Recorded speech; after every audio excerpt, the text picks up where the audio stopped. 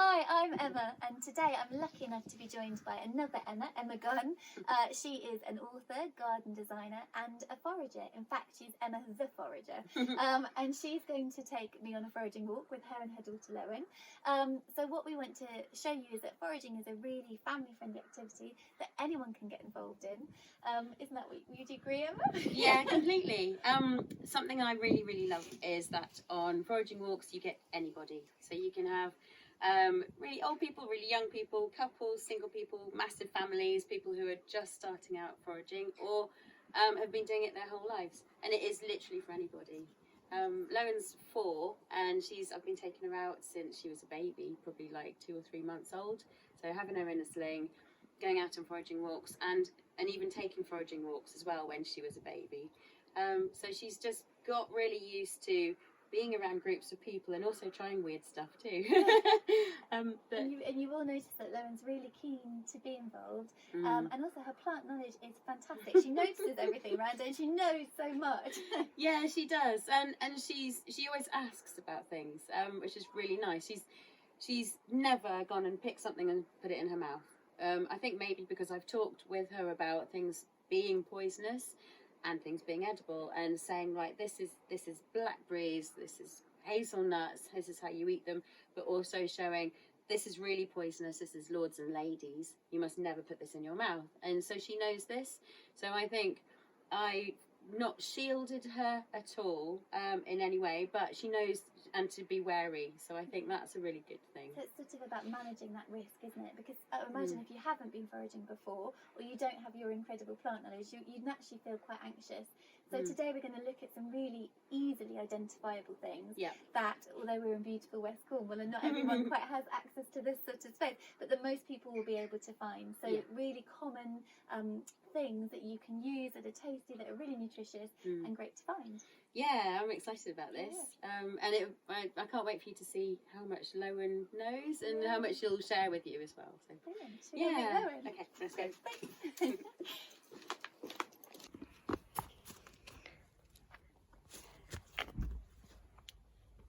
This is fennel, and it's yummy, and it's nice and friendly, and it's good for you. But I love it. It's very nice. Yeah. What's this? This is honeysuckle. Yeah. And you can drink the nectar of it. And you can smell it and it smells nice.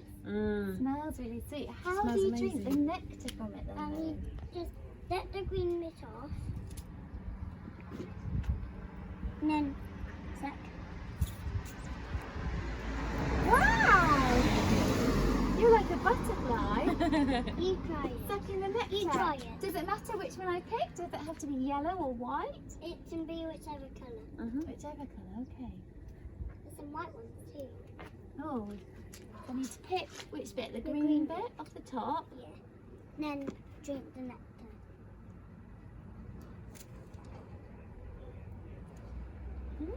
Might have to try again because I didn't get very much out of that one. I'll see if I can find a juicier one. I always do. How do you know which one's juicy? It's just trial and error. You got one. Very sweet. Which bit do you think you pick? The leaf. That's it. Good. Because we were eating this yesterday, weren't we? What does it taste like?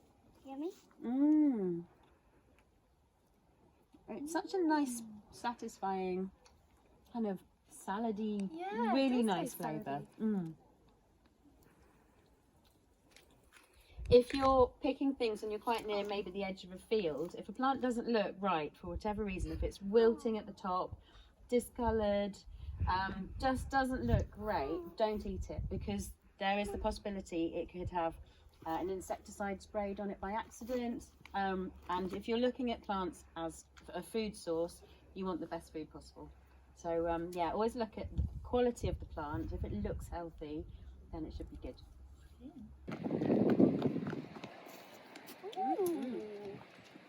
Gosh, they look tasty, Lowen. Can I have that one? Yeah, try it, see what you think. See if it's sweet, salty, juicy, Bit sour. You try it. That was quite sweet. If there are some stalks left on them, it doesn't matter. We can sort them out later. You're very gentle. What you can do is have a look and see what the centre looks like. Okay. So if it's really nice white or green, then it's great. If it's slightly pink, brown, or any discolour, there's normally like a little tiny maggot in there. Okay. So that's, yeah, and it doesn't matter. I'm sure I've picked loads and eaten loads of maggots. But Extra protein or yeah, something. exactly. So how do you know, Lauren, when you're out and about, which ones are the good ones to pick and which ones are not the good ones? Blackberries are fine. Mhm.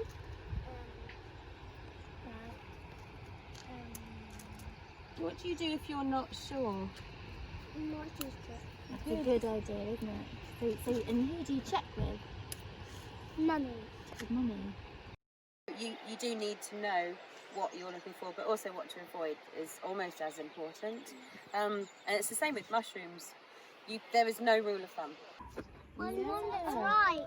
Leave that one down, please. Yes. Well, we could use these with what we're making later, couldn't we? Yeah? Only one Oh, There you go. it is. Can you show Emma? So this is a tree mallow. Tree mallow. Gosh, that's so beautiful. Look. I think it's little flowers. So when the flowers are finished, they have these unripe seed pods before they harden. And this is called a cheese. They call them cheeses. There you go. Oh wow. So you have to peel off sort of sections. You want to try it? Oh yeah. Look. Does it taste like cheese? No. It tastes like cheese. Do you like it? like cheesy peas. Gosh, they're Cheesy really peasy. Cheesy peasy. Cheesy peas. Do you want one, Lo? Oh, these are nice. Yes. There you go. They do taste like What cheese. does it taste like? Tell me what it tastes like.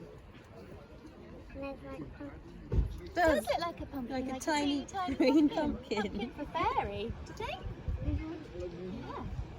Yeah. you can eat pumpkins. You can eat pumpkins. You eat the seeds. So what can you use? Are these just something you can enjoy like this in a salad or? Yeah, so you can just have them like a snack or put them in salads. So tree mallow's lovely. It's the young leaves that you can cook and eat. Yum. Nice, isn't it? Does it taste? What do you think it tastes like, Lo? Yummy. Yummy. Something yummy. You can eat the flowers, put them in salads.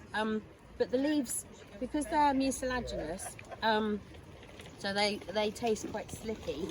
They will actually help thicken up soups and stews, which is really good. Have some more. Yeah. Do you want young leaves? Mm. Yeah. We're going to pick a cheese. Cheese. Look at this. What are these? Nettle seeds. These look really good. So I've just snipped it off so we can then take it back and then prep them.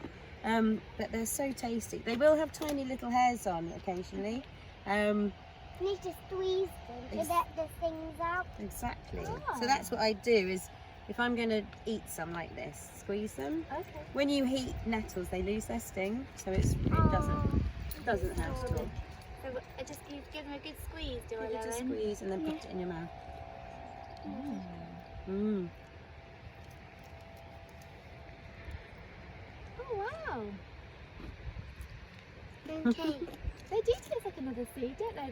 They are a bit like chia seeds or something, aren't they? Mm. Gosh, wow. They're so nice, so you can put them in I'll try bacon, one on bread, actually. things like that. They're lovely. Tasty. Mm. Let's try one blackberry. Plantain's a really, really cool plant. There's different types. It's really good for bandages. So this is Plantago lanceolata because it's a long one. You get Plantago major, which is the broad one. This is really good for insect stings and bites. And it's actually like nettle stings.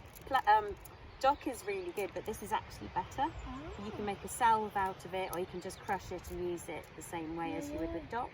But the name plantain or Plantago comes from planta, which means to tread, because quite often, as you can see here, this really compacted soil. This is Plantago major. It grows so happily in compacted soil, or where it gets trodden on. There's dandelions right here. What do you know about dandelions? They make a flower, and then the seeds. Mm-hmm.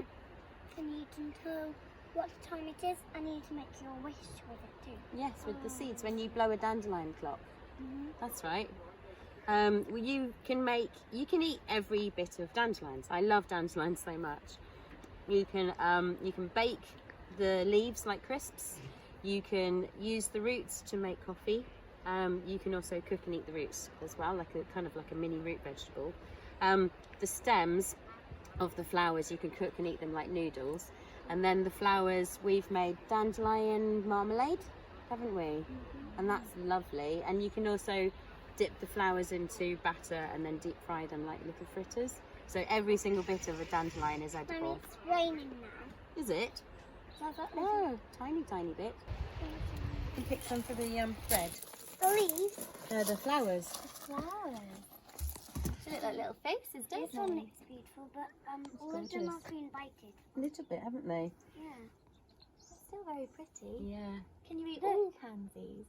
You can't eat Wow.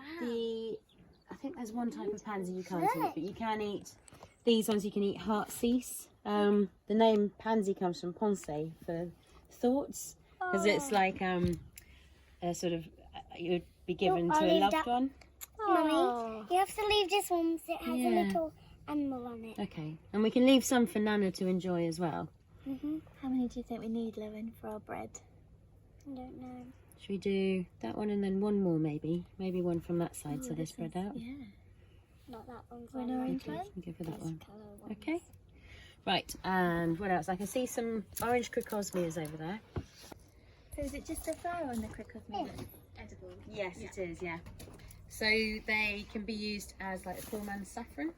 You can use them as they are, chopped up for colour, or you can infuse them and get the colour from them that way. Wow. Lovely. Imagine that. Okay. Can you read through the beginning? You can see. Yeah. Oh, that's good. You have to do like a twist and snap. No. Twist and snap. It's like a dance, isn't it? Is that flamenco dancing? I think it's meant to be twisting an orange, smelling it, and then putting it. Oh, Look at this one. that's huge. Good, Lo. Do you want to cut some of these? If you cut long bits here, then we can put that whole bit on. Do you want to cut it down here? And I think I just want to do a little bit of it. Okay. Like only the flowers. Yeah, sure. You're very safe at using your scissors, Lewin. How do you use them safely? What do you need to know? And be careful. Be really careful. You pick one that has flower. Like one of these. Like this. Like, Yeah, good. what's this one? That's all oregano as well. Different. It. So what else do you have to think about when you're using scissors? Be careful. Yeah. Do you walk or run? Walk. Yeah. And you need to mind your fingers. Yeah. Can you do this one? That's a big one. Oh, brilliant! We had a really nice walk. We found lots of lovely things. So we've got our blackberries, our apples. Found some oregano in the garden, cosmea pansies. What are we going to make? Well, we're going to make, so the savoury thing is a focaccia with a wildflower picture on it. Wow. So using all sorts, like the crocosmia flowers and the pansies would be good for that. And then the pudding is going to be apple pancakes with a blackberry jam, and then just again dressed maybe with some flowers. So yeah, nice and simple. Lowen and I will be cooking this up together. And yeah, it's so easy, and you can just make so much from the things that you find right on your doorstep. Oh. So yeah, exciting. Brilliant. Thank you so much, Emma. Thanks so much for letting me come and join you today, and Lowen. And happy cooking. Thank you. That was brilliant. Oh, thank you. Thank you. Bye. Lowen and Emma are experienced and knowledgeable foragers. Here are some important do's and don'ts before you get started. Do start simple with easily identifiable plants. Do choose a safe route away from dangers like traffic. Do look and notice the biodiversity in the smallest of patches. Do identify what you find. Cross-reference and check anything before eating. Do be aware that some plants are poisonous and can cause allergies. Do check that foraging is allowed in your local area and ask the landowner's permission on private land. Do prepare for the weather. And the don'ts. Don't pick or eat anything you're unsure of. Some plants are very poisonous. Don't pick from low down or polluted areas, especially where there are dog walkers or besides busy roads. Don't take more than you need. Don't uproot a plant. Leave a healthy plant and plenty of food for wildlife. Don't cause any damage.